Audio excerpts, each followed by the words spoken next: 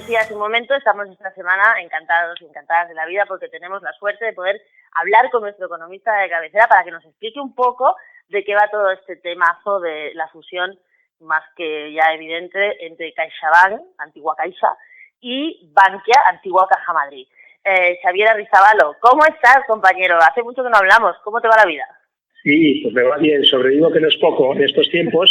Sabes que estoy en desacuerdo contigo en un punto, creo que el que está agradecido soy yo. Un gusto conversar con vosotros, con vosotras y utilizar este altavoz para intentar poner algo de cordura frente a la presión propagandística brutal que padecemos. Te voy a dar un dato, pero no te me pongas hinchado. Eres la segunda entrevista más escuchada del año que llevamos de radio, la última que hicimos, que lo sepas. ¿Lleváis dos, me estás diciendo? No, llevamos 50 y pico de todo el año, pero te lo digo para que veas que, oye, que aquí la gente le interesa la economía. Eso certifica que el masoquismo existe. ¿Verdad? Bueno, oye, a ver, vamos a meternos un poco en faena. Sí, de repente, la semana pasada, nos encontramos con que así como de la nada, o por lo menos de la nada que sepamos los mortales, nada menos que CaixaBank y Bankia se van a hacer CaixaBank o alguna cosa así, porque ya se oía una especie de nombre por ahí. ¿Esto qué es? ¿Qué significa? O sea, a grandes rasgos para que la gente que no es economista entienda lo que eso significa, que dos gigantes así se unan y formen un solo banco. Pues mira, Nuria, primero haces muy bien la pregunta, porque efectivamente esto que dices, ¿no? De repente, de la nada, y esto se relaciona con una cosa, venimos de unos meses dantescos, como todos sabemos, como hemos padecido y seguimos padeciendo, y muchas veces se nos ha dicho, ¿no?, en este periodo, que bueno, todos remamos en la misma dirección, todos estamos en el mismo barco, esto lo solucionamos entre todos, y la realidad es que los conflictos latentes de base de la sociedad capitalista en la que vivimos, esos no descansan ni un momento, ¿no? Toda idea de tregua es en realidad el espacio, ¿no?, en el que el gran capital aprovecha para hacer de las suyas, por decirlo de una forma coloquial, ¿no? En realidad lo que vemos es cómo hay un par de avisos, ¿no?, de guindos, de otros dirigentes desde sus responsabilidades institucionales que preparan el terreno para esto, ¿no? Y es curioso, ¿no?, porque los más conspicuos defensores del orden capitalista, ¿no?, en este momento callan respecto a su argumento habitual, que es la necesidad de la competencia, puesto que es evidente que la creación de un gran banco va a lesionar esa competencia, que por otra parte sería largo quizá para otro día, para debatirlo bien, con algunos elementos teóricos y también empíricos, ¿no?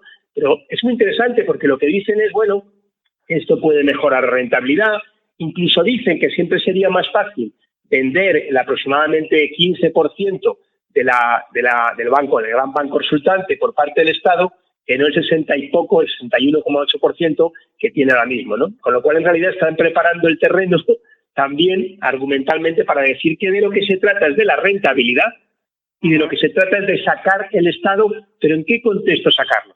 Sacarlo en el contexto resultante de que el Estado metió 23.000 millones, el Estado, con el dinero de todos y todas, 23.000 millones de euros, calcula que hoy se podrían recuperar aproximadamente 3.000, es decir, que habíamos perdido 20.000 millones de euros, pero a su vez esto se relaciona con otras cuestiones que si quieres vamos desgranando poco a poco porque afecta al empleo, afecta al servicio. Eso es lo que yo te iba a preguntar, porque por ejemplo los trabajadores de las secciones sindicales, bueno, en general de tanto de Caixa como de Bankia, lo primero que han dicho es que esto lo que significa son despidos y cierres, evidentemente, de oficinas y gente a la calle y bueno, en fin, todo lo que eso conlleva, que ya vimos en la otra etapa en la que se fusionó todo, porque ya venimos de una etapa en que se absorbían todas las pequeñas cajas, en que quedaron 4 o 5 bancos, que parecía que el panorama bancario del país más o menos había quedado claro. Exacto. Esto último que dices es muy importante porque alguien todavía ingenuamente podría decir, bueno, es una elucubración acerca de qué va a pasar con el empleo. Lamentablemente tenemos todos los elementos para entender, para prever, sin lugar a ninguna duda, de qué es lo que se pretende que ocurra, porque tenemos, como digo, antecedentes y también porque conocemos la lógica que hay detrás de esto, ¿no? Bueno, entre los dos bancos suman casi 50.000 trabajadores y trabajadoras y se calcula que podría haber despidos que irían por encima del 10% de la plantilla, ¿no? Hasta 7.500 se llega a hablar, ¿no? Estamos hablando, por tanto, de una cantidad de en torno al 15%. Es una barbaridad porque sabemos que detrás de cada uno de esos números, que dichos así pueden resultar fríos, hay familias y hay auténticos dramas, máximo en el contexto en el que estamos.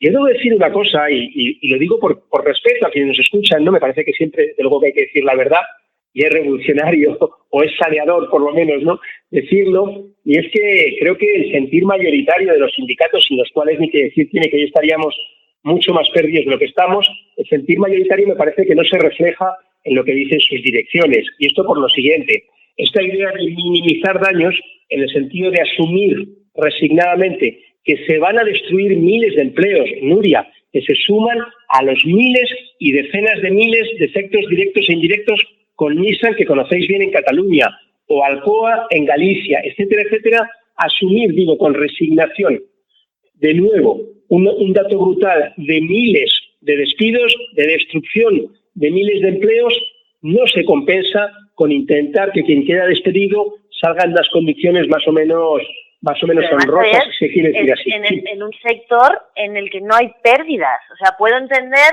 un tema que luego se negocia y la verdad es un tema también de rentabilidad, ¿no? Pero puedo entender que el sector de la automoción, pues en los tiempos que corren, las direcciones quieran renacionalizar o repatriar sus fábricas, no sé, puedo entender mil cosas sobre un sistema productivo industrial, pero los bancos no tienen pérdidas.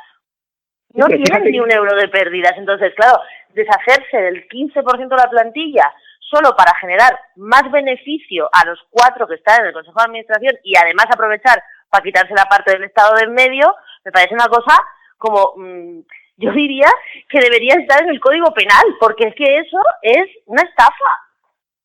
Sí, lo has dicho muy bien, ¿no? De hecho, fíjate, lo de Nissan es interesante. No es el día de hoy, pero como me tiras de la lengua, saltamos de un tema a otro, ojalá que nadie se despiste.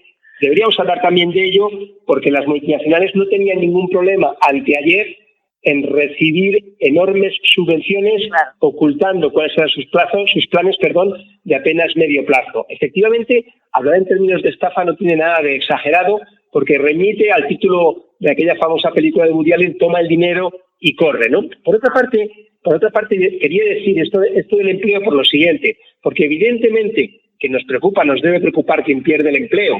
Y el empleo no es solamente la fuente de ingresos, también tiene que ver con elementos de cohesión social, que ahora iré a ello, porque se prevé, claro, el cierre de cientos de sucursales que probablemente ocurrirá de nuevo en municipios del medio rural, con menos población, y excluyen, de hecho, del acceso a un servicio elemental, como es el financiero, a sectores considerables de la población. Pero es muy interesante lo que dices, porque hay una obra clásica que todo el mundo conoce, muchas veces denostada, pero mejor nos fijamos en lo que dice, ¿no? Decía Marx que el proceso de concentración del capital obedecía a la propia dinámica del capitalismo, pero que además el Estado actuaba como un factor coercitivo, impulsándola, ¿no? Bueno, pues una cosa escrita hace ya 150 años, ¿qué vigencia tiene? Es verdad que es una señal del capitalismo en el que vivimos, pero hay una cosa que yo quería añadir, Nuria, que es la siguiente.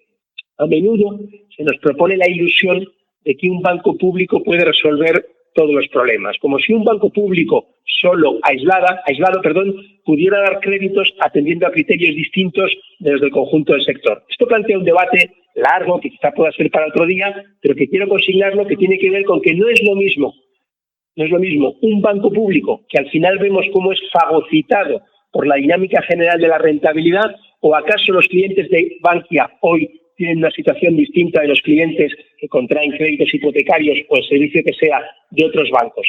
La discusión de fondo creo que es otra. Venimos de una pandemia, estamos en una grave pandemia.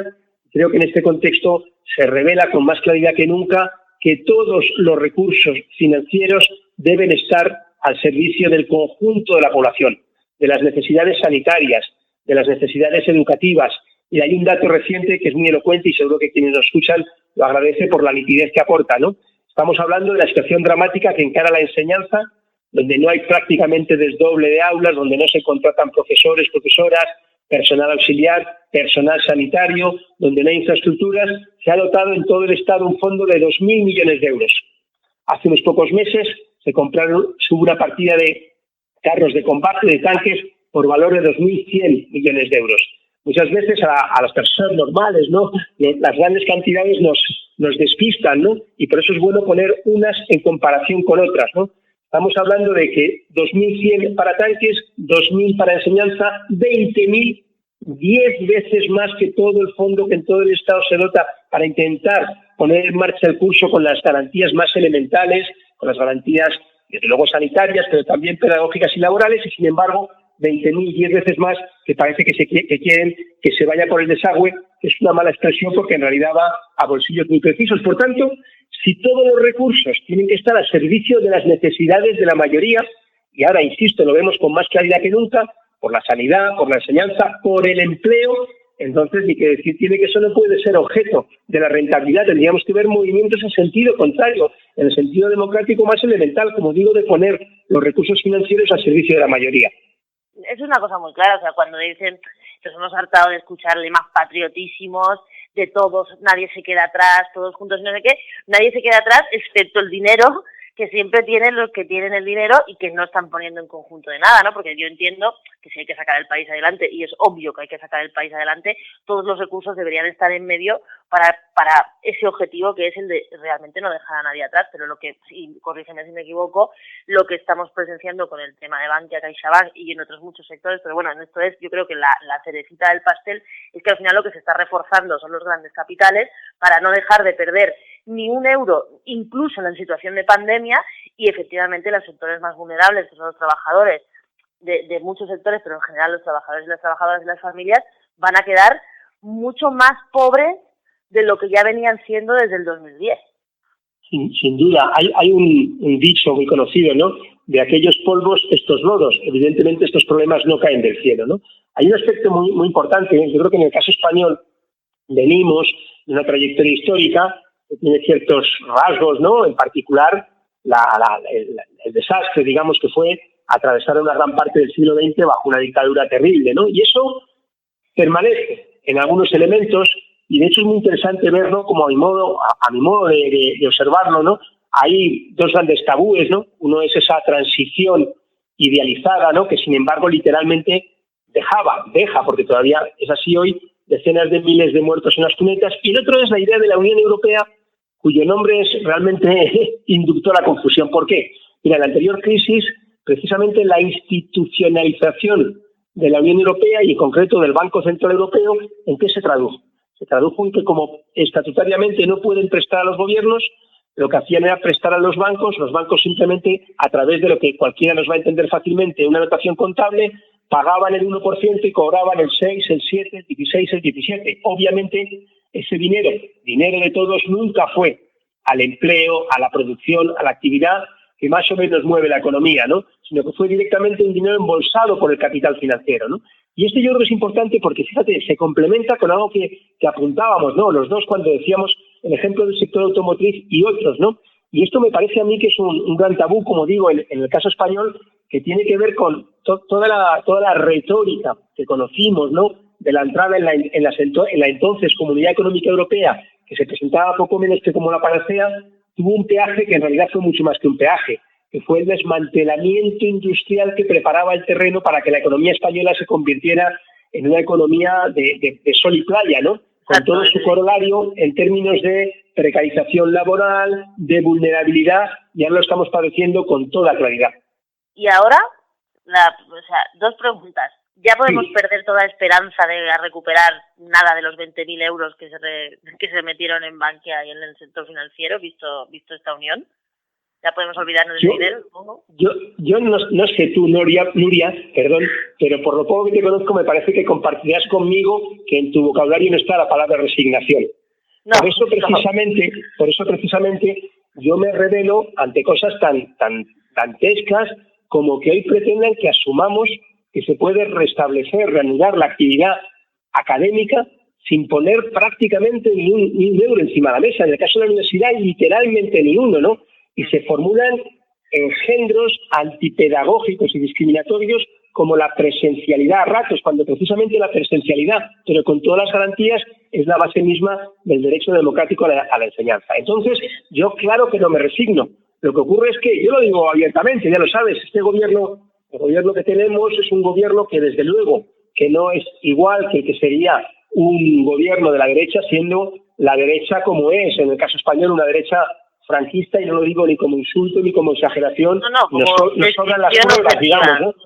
Claro, exacto, ¿no? Pero este gobierno tiene que decantarse de un lado o de otro, y el hecho es que pese a algunos guiños, fíjate la situación terrible del ingreso mínimo vital presentada como la gran propuesta, y que no está atendiendo ni siquiera el 1% de sus solicitantes, que ya estaban restringidos. Entonces, no se trata de ajuste de cuentas, se trata de caracterizar que este gobierno o gira a 180 grados y se apoya en aquellos que hicieron posible que exista, o si no simplemente lo barrerá la ola de la historia, podríamos decir, porque además otro dicho conocido es que Roma no paga traidores, ¿no?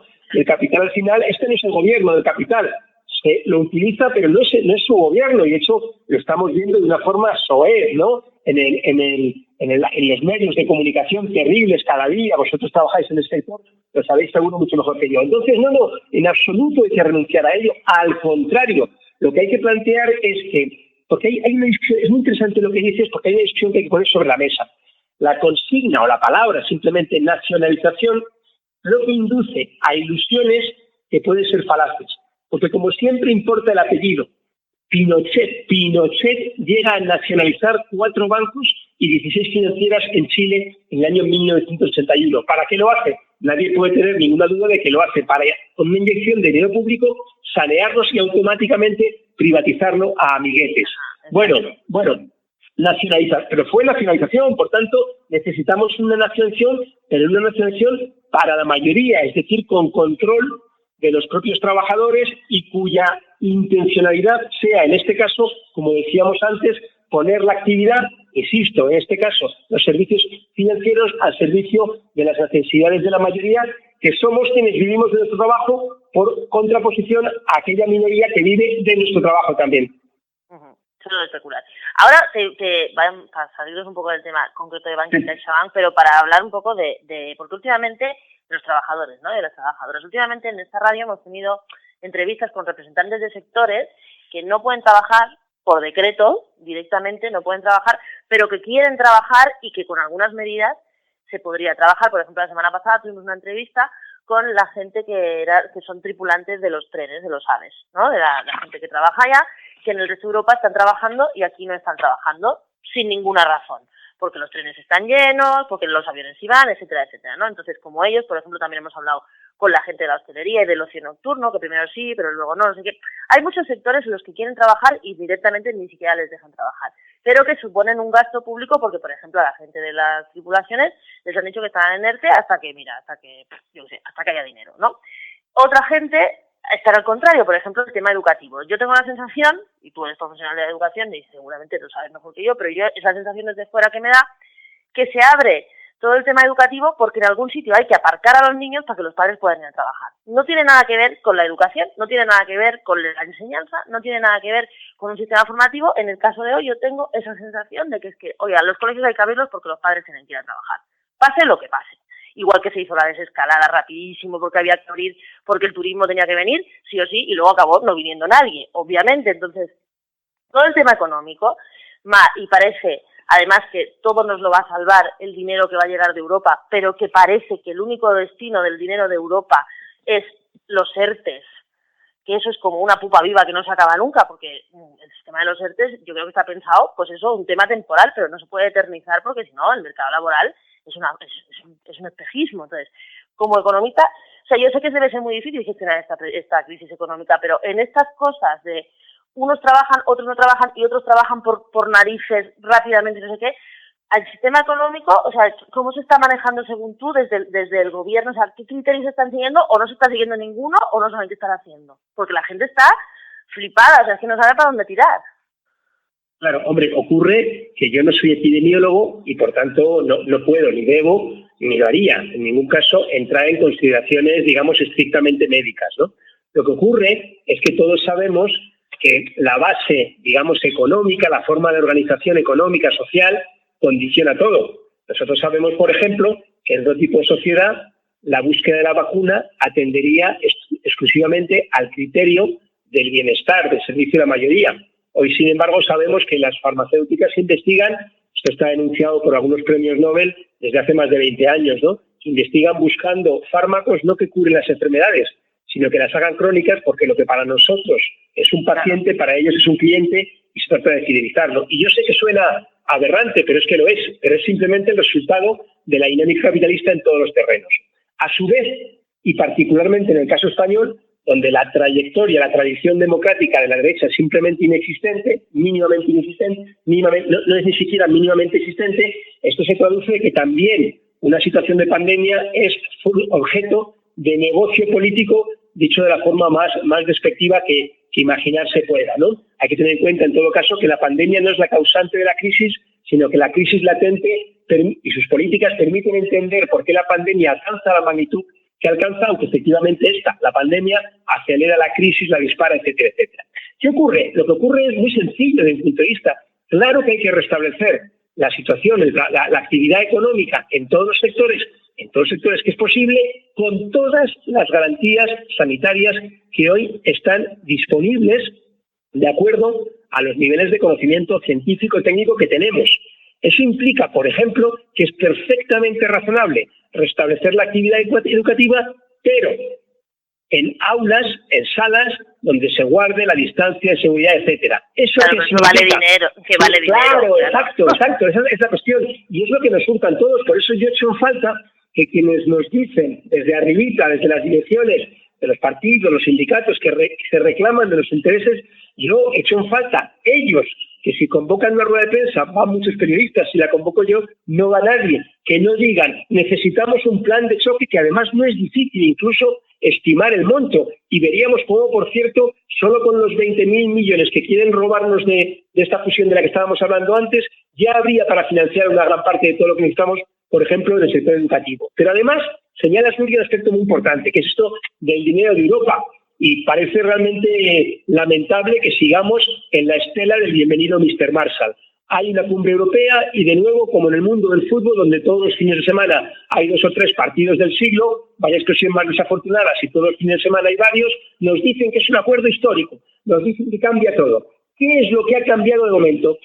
¿A qué elemento podríamos agarrarnos para pensar que la Unión Europea sirve para algo? Desde el punto de vista, digo, de los intereses de la mayoría en los últimos meses, a lo largo de la pandemia, absolutamente para nada. No es el momento de analizarlo, pero desde el punto de vista de cómo se va a financiar, de qué destino se le va a dar, de la propia noción de endeudamiento, que habrá que ver si se mutualiza o no. Porque el dinero hay que devolverlo. Claro. Decía, esto seguro que te suena a ti y a muchos de quienes lo escuchen, decía Galeano, ¿no?, que a la utopía, cuanto más me acerco, más se aleja. ¿Para qué sirve? Para caminar. Bueno, pues podríamos darle la vuelta y decir, la deuda, cuanto más pago, más debo. ¿Para qué sirve la deuda? La deuda sirve para pagar, y no es una broma ni una exageración. La deuda es un mecanismo que disciplina el pago recurrente, constante de recursos de todos a una pequeña parte que es el capital financiero. Mira, muchas veces yo sé que estamos en un momento, ¿no?, en el que todo presiona en el sentido de estar poco menos que atemorizados, porque es verdad que la propaganda de la derecha del capital es implacable, ¿no?, y lo vemos, ¿no?, y muy agresiva, por cierto, y muy amenazante, ¿no?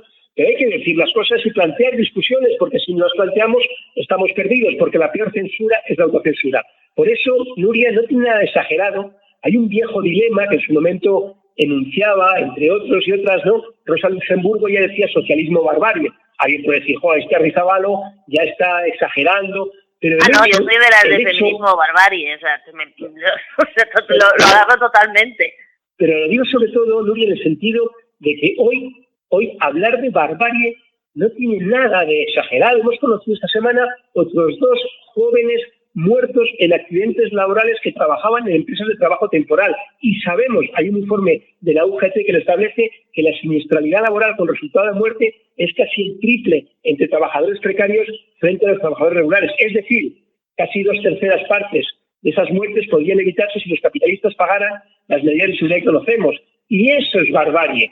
Y es barbarie lo que estamos padeciendo. Y fue barbarie que aquí ni siquiera se produjeran las EPI, los equipos de protección más elementales. Entonces, déjenme, por favor, plantear al menos la posibilidad de discutir de que si en esta situación de barbarie en la que nos encontramos cada vez más enfallados es a donde llegamos como resultado de la dinámica capitalista, quizá con toda seguridad, tendríamos que pensar en una alternativa. Claro, pensar lo que dicen, ¿no? Si siempre haces lo mismo es bastante estúpido pensar que va a pasar algo diferente, ¿no? Exacto, eso es lo que... exacto. Bueno, Javier, bueno, como siempre, súper ilustrativo. No esperanzador, pero desde luego sincero. Déjame 30 segundos, y disculpa. Pero claro que sí.